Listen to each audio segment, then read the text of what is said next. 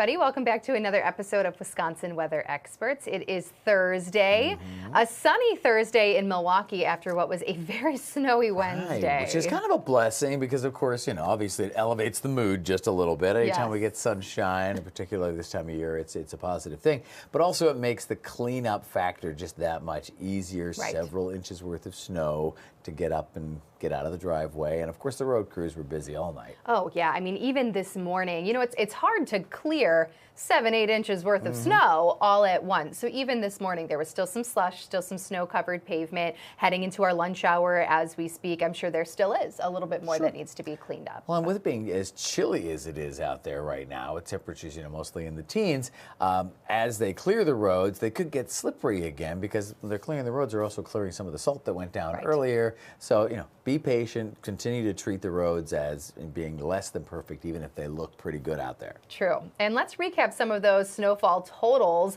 primarily across southern Wisconsin and southeast Wisconsin, because that's where we saw, you know, the heaviest amounts. Take a look at some of these. West Dallas, 18, excuse me, 8.5. Let's not Ooh, get I almost too added, crazy. almost added 10 inches to your total. 8.5 inches, that was the top spot. North Bay, 7.5. And you can see how many other spots were also at 7.5. That seems to be the magic number here. Mitchell International Airport in Milwaukee, that 7.5 is by far the biggest snow of the season so far. In fact, previously we had a max one-day snowfall total of 3.8, and that was in that storm system that we saw before Christmas. So this, you know, almost doubles that for the most part.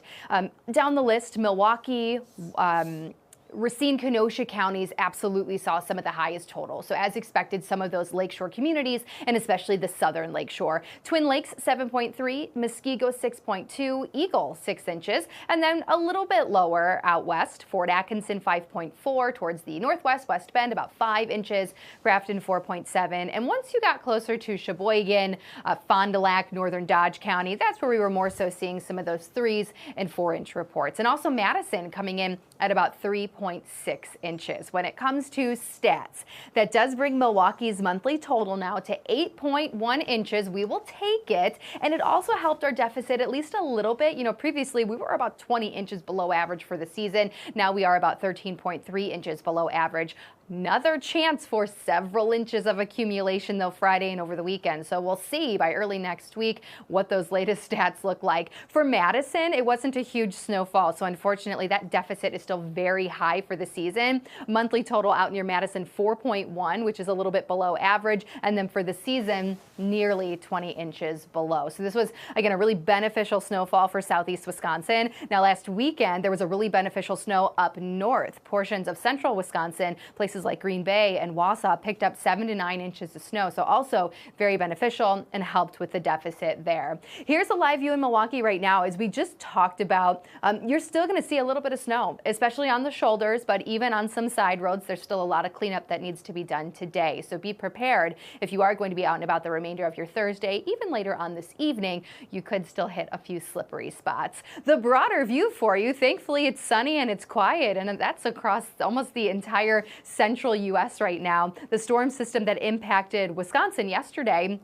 now impacting New England states with showers and even thunderstorms then extending all the way down south into parts of Georgia as well as Florida. And then out west, you can see some snow and some rain. We, again, here in Wisconsin will eventually see a little bit more in the way of snow, but not until tomorrow evening. So as we take a look at our statewide, you know, sky vision view here, the rest of Thursday is going to be fine all across the state. Friday morning, we will eventually have those clouds increasing and then a chance for snow returns. You can see it across Minnesota and Iowa, potentially Friday afternoon. We are going to be battling some dry air here, I think, locally, and that may hold the snow off in eastern portions of our state until later Friday night. But remember, Friday is Valentine's Day, so if you already have your plans in place, dinner reservations, maybe you're going to a late night show, just make sure you factor in falling snow. And now we will actually have a couple waves of snow then throughout the weekend, kind of scattered throughout the day on Saturday, and we could see just one more final push of it early Sunday morning before drying out then Sunday afternoon. It's a little too early to focus in on potential snowfall totals across the state. There's a lot more uncertainty with this storm system as compared to yesterday's. We were lucky and had a lot of consistency with Wednesday's storm system. Models are split right now. It could be an area-wide total, maybe 3 to 6, maybe 4 to 8, still a little too early to tell. Or some models are now trying to push some of the highest totals across the northern portion of our viewing area here in southeast Wisconsin, as well as up into central and northern Wisconsin. I do still think as we get more model runs in later today, we'll have a clearer picture, and there are no weather headlines put out by the National Weather Service just yet, but we will also likely hear more about that heading on into later this afternoon. So all eyes on Friday and the weekend, and we will continue to keep you updated as we get a clearer picture. All of a sudden, a very busy week. Yes. Yeah, we had a very, as you said, dry winter up until the last couple of days. Madison continues to have a dry winter, Right. a snow-free winter. We are in drought for most of our viewing area, and then like a snow drought as well. And then not only that, but then all of a sudden some cold air is back. Yeah, we didn't even talk about No, that. early next week the pattern focus gets on that chilly. next week. Ooh. Well, and we'll also have Tom's going to talk a bit about later in the show a bit about these jet stream patterns, which obviously is tied into that as well. Speaking of Madison, we did get some snow there, even though not quite as much as we had. Some great video here from Zach, one of our affiliates up at Fox Weather there. Some snow in Madison, Wisconsin. You can see the Capitol. It looks beautiful, Yeah, right? it's still a beautiful shot no matter what. And then Michigan, right? Yeah, there we go. Go over to Grand Blanc, Michigan for much more substantial snow. In fact, parts of Michigan are still dealing with snow stuff because of the lake effect. Yeah, there are still some active winter storm warnings around Lake Michigan because of lake effect snow, and that's going to continue all throughout the day. Anyone who's ever lived in Michigan knows about lake effect snow. Yeah, that's very true. My I mean, we get it on this side of the lake too, but it has to be a much more precise setup with us being on the western side of Lake Michigan. Anything on the eastern side, like the UP and the other side of Lake Michigan. And then, of course, as you get down through the other parts of Michigan, you still have Lake Huron to deal with, depending on the wind direction. And then farther to the east, Lake Ontario and Lake Erie are very efficient snowmakers when it comes to lake effect. But we haven't really had to deal with that. In fact, I would say, if you agree, we didn't really talk about this before the show, but I would say the lake didn't have a big impact. We talked a bit about lake effect with this last snow, but not so much. Yeah, we did have some high snowfall rates, but that wasn't necessarily the lake enhancement that... Right, it wasn't the wetter snow. Right, exactly. Yeah. It was still very fluffy. I think it was just, a lot of heavy pockets of snow. It let up every once in a while, but then would really pick back up. And as you all know, if that happens all throughout the day, it's going to pile up. It's that long duration event, right? Half an inch an hour over 24 hours is still a foot of snow. Absolutely. Just slow and steady wins the race. All right, but at least it saves some backs. Yes, right? A lot of folks goodness. didn't have to really do. I saw leaf more. blower. I was going to say I saw a couple people out there with a leaf blower. I'm like, hey,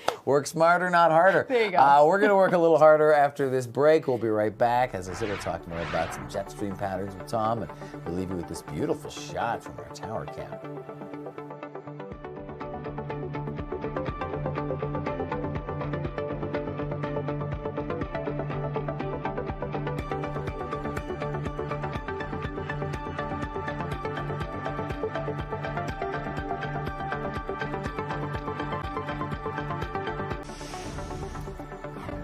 Welcome back to today's edition of Wisconsin Weather Experts. As we went to break, we talked a bit about the jet stream, which is a huge part of forecasting, and it's a global phenomenon. Yeah, and we've lucked out so far this winter. I think, we've been dry, but we've been cold. And now as that jet stream changes, not only does it impact temperatures, it impacts what type of storm systems we see, where they track. So it's a big part of forecasting. Meteorologist Tom Walks has a little bit of an explainer as to what we're going to see here coming up.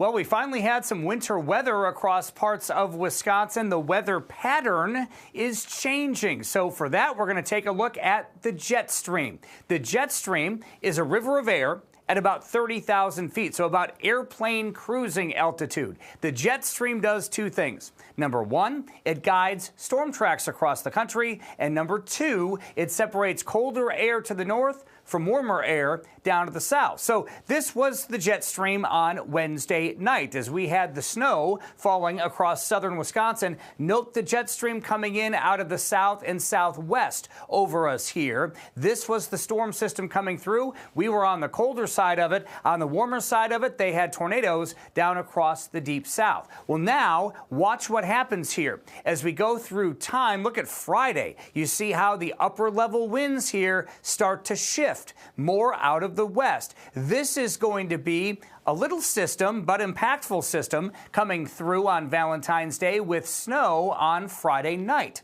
Now, as we go into the weekend, another system develops. You see a kink here in the jet stream, and that is going to bring potentially a little bit of snow our way on Saturday, but pay attention to the winds here. Look at this by Sunday and Monday. We don't have those southwesterly winds like we did before, right? They're now coming in more out of the west northwest. See how they're coming in from Canada? You know what that means, right? A big cool down on the way. So we start out looking at those upper level winds. Now let me show you the general temperature trend here over the next couple of days. So I mentioned Friday there was that other little system coming through. It's actually going to bring just a little warm nose of air just aloft as we head into Friday night. And that is what's going to spark some snow, believe it or not. It's actually warmer air aloft, and because we're on the edge of it, we're going to end up getting some snow out of that on Friday night.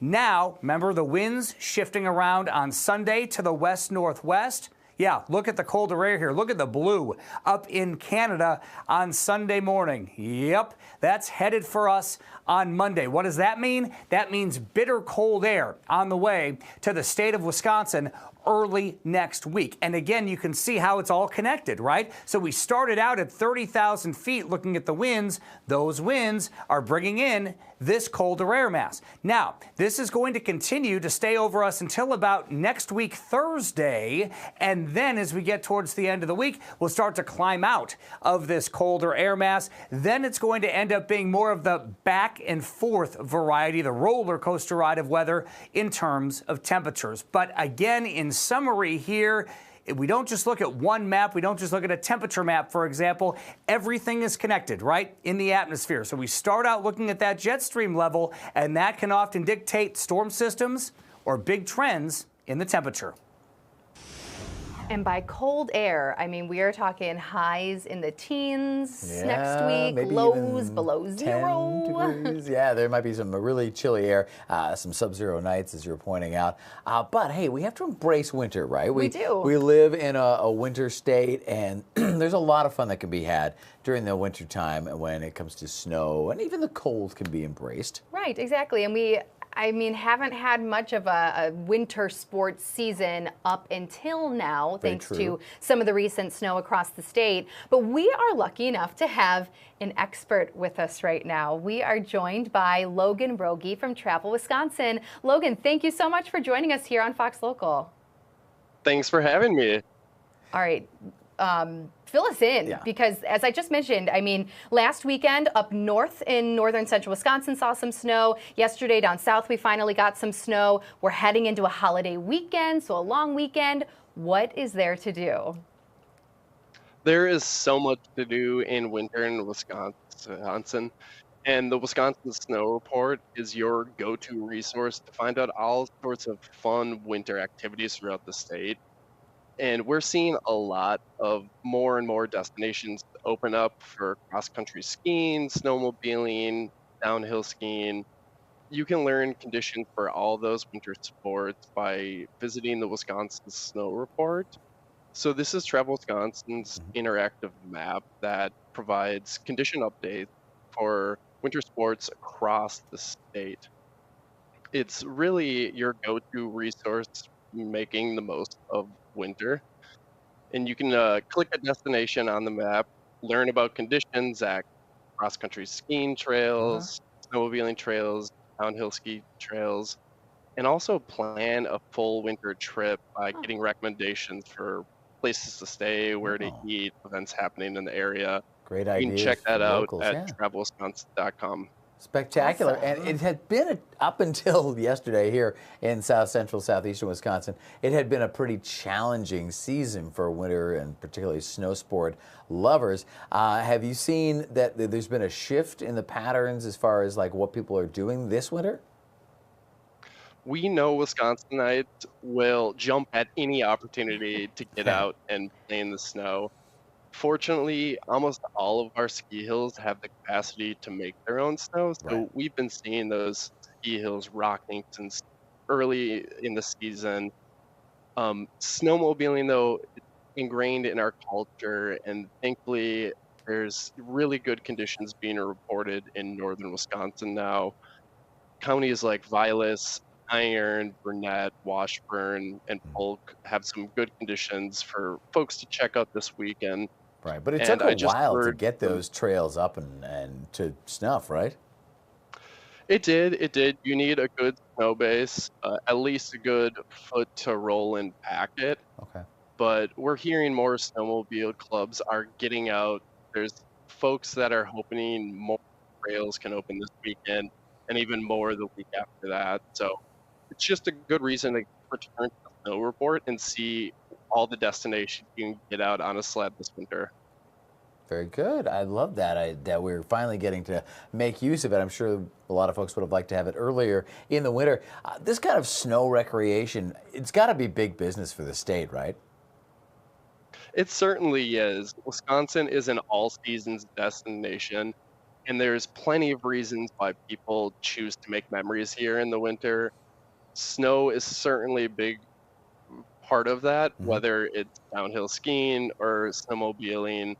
There's also unexpected museums to check out, great restaurants, and a ton of reasons that bring people to Wisconsin in the winter.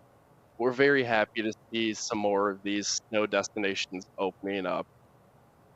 Oh, and there's so much more too between Sure. the bikes with the big tires. Do you call them snow bikes? And then the snowshoeing, all the trails looking good for that type of stuff too. Exactly. The snow report actually provides conditions for other activities like fat tire biking, That's what it is. That's it. going, snowshoeing. Excellent place to check out for fat tire biking is Standing Rock County Park in Portage County. Oh, They actually have 10 miles of trails dedicated to fat tire biking, and Oh, that's wow. when you use these kind of wider, specialized tires to glide over the snow. The Camba Trails, northwest Wisconsin, another excellent destination for fat tire biking. amazing. Excellent. I love this. Is so helpful. Logan, thank you so much for Yeah. all of Appreciate this you joining us. information. Yeah, thanks for joining us here, the the winter weather experts. Well, I mean, we are the winter I weather mean, experts basically. too. Wisconsin weather experts. We'll definitely have you back because, of course, right now we're focused on all of the travel destinations for the winter season. But spring, summer, like you said, we're a four-season destination. There's so much happening in Wisconsin, and you can check it all out at travelwisconsin.com. Awesome. Thank you, Logan. Thank you, Appreciate your Logan. time.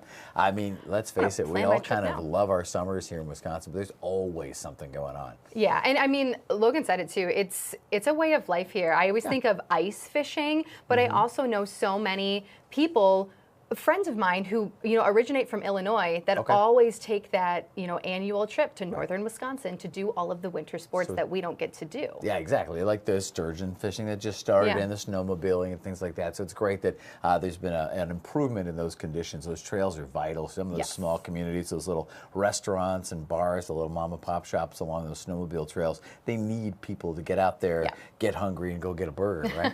All right, so coming up, we've got so much more going on. We do. We're going to talk about Valentine's Day I because know. that's tomorrow, and about chocolate and climate change. I'm intrigued by that.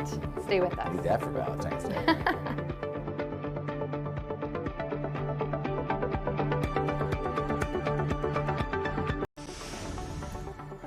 Come back to Wisconsin weather experts on this Thursday, and that is the day before Valentine's Day. We're on Valentine's Valentine's Day. Eve here. Today is Galentine's Day, That's too, I right, learned. that's true. Yeah, you got a lot of I've stuff there. never partaked in that holiday, but gals, happy Galentine's Day. Yeah, why not? But tomorrow's the big day. Maybe you're in the midst of making some plans. Let's have a little fun with this. Also, I wore my heart earrings today because I won't be here tomorrow. So I'm nicely in done. the Valentine's feel right now. Yep. Let's talk stats. So the average high and low for Valentine's Day, the high is 31, the low is 16. Now the warmest Valentine's Day we've ever seen was in the mid 50s. That actually kind of sounds nice right now with all the snow on the ground, but let's not get ahead of ourselves. That was back in the 1950s. The coldest was a low of minus 12 back in the the 1800s. That was a while ago. Yeah, somebody forgot to get flowers because that was a cold freeze out right there. There you go.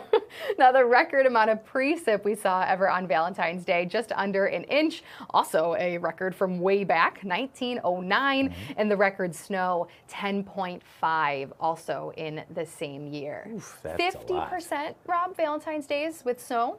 Okay, Falling. so about half of them. So about half, so that makes sense. That makes sense this time of year. It does. I mean, we obviously have snow on the ground right now. It's not active. Well, it will actually be snowing tomorrow, now that I think about it. That's true. So I think that's important for makes Valentine's sense. Day because if you've got reservations and that snow is moving in toward the later dinner hour, to be fair. But if you have a restaurant that's holding a table for you and your special person, and you are driving down there, you better factor in the potential of snow. Right. Because on Valentine's Day, they don't hold your table. Right. You miss your window, you miss your window. Exactly. And temperatures are going to be a little chilly too. So something to just keep in mind for your Valentine's Day. It is more so about the evening snow chance. Yeah, we'll be watching that pretty closely. Now, of course, with Valentine's Day, get the flowers, but you also get the chocolates. And you were showing some of the climate data. And it's interesting because the climate, of course, impacts everything we grow, including the cocoa bean, which is needed to make chocolate. So if we look at the sweet spot, if you'll pardon the pun, for the weather or the climate that is best for growing the cocoa bean, it would be an air temperature of around 69 to 90. Once you get above 90, it really causes some problems. And you need some good amount of rain there, about 59 to 79 inches worth of rain annually to kind of feed that. And of course, you can help with that with hydrating your crops, but it's a little tougher. It's almost impossible to moderate those temperatures. And what we have seen as we've continued to watch our climate warm is that the countries, the growing regions in West Africa here that are known for growing cocoa and of course eventually getting chocolate are seeing an increase in days above 90. Remember, you need it to be under 90 for the sweet spot there for the cocoa. If you look at the days above 90 through to 2024, all these hot spots here throughout that West African coastline are showing an increase by several days. And as you can see right there, in fact, in some cases, numerous days added in that category. So if you look at 4 of the major chocolate regions here, the Ivory Coast or Côte d'Ivoire, as you can see there, Ghana and Cameroon and Nigeria, this is where we're sitting right now, 2015 through 2024, and you're seeing some 60 days added there, right? You're looking at the average annual days above 90, so you got 60. And then what the projected here is to push that even higher. And so not only is that going to impact the crops, but, Steph, we all know by going to the grocery store that it impacts the prices. The cost of chocolate has gone up in some cases by as much as 128% in recent years. If the projected increase in those temperatures and the number of days above 90 degrees continues to go up, those prices also will go up. Yeah, it's all a bigger picture, when it comes to all, the stuff we don't have here locally, right? We need to think about all of these other areas, and it fits the trend. It was last year and the year before. We're coming off of our 2 warmest years on record. January is one of the warmest months. Right. We just finished that month. So, yeah, it obviously impacts us here. We've seen impacts on tourism, as we were just talking about, Travel Wisconsin. But the global impact is always fascinating, and I personally am a bit of a chocoholic. Same. And I'm also thrifty, so hopefully we can do something to help out the poor cocoa bean. Yeah, that is a really interesting fact, though. They have quite the stat for sure. And I didn't really even know that region that well as far as, where cocoa beans typically come from. Sure. So kind of a neat deep dive into how our planet, operates and what's necessary for growing.